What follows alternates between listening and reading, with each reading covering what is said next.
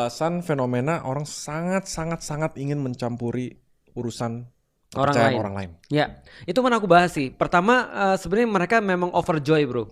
Jadi mereka seneng banget ketika ada orang yang masuk Islam. Tapi kadang-kadang kesenangan mereka tuh jadi toksik ketika mereka justru membuat orang-orang itu jadi takut dengan apa yang kemudian mereka lakukan. Karena over expectation tadi kan. Contoh misalnya kayak, lu sering terganggu gak, Fer, kalau ada orang bilang ini, kapan Fer, ayo segera. Lu sering terganggu atau biasa aja?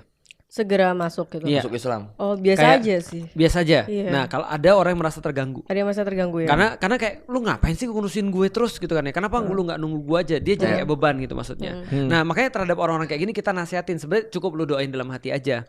Karena Rasulullah juga pernah mendoakan orang untuk masuk Islam.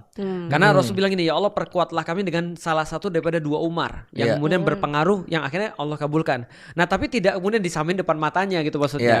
Seolah-olah kayak dia sekarang tuh salah banget gitu maksudnya.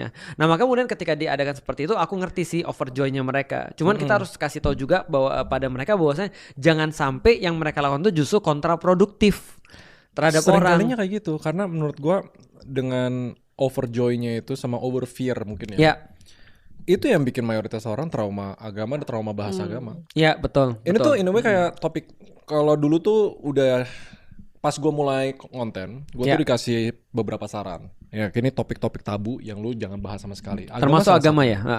Agama, seks, politik waktu itu sempat karena gue jauh banget dari politik diskusinya sama beberapa topik lain. Tapi dia bilang yang paling lu jangan bahas adalah agama. Ya, padahal menarik ya.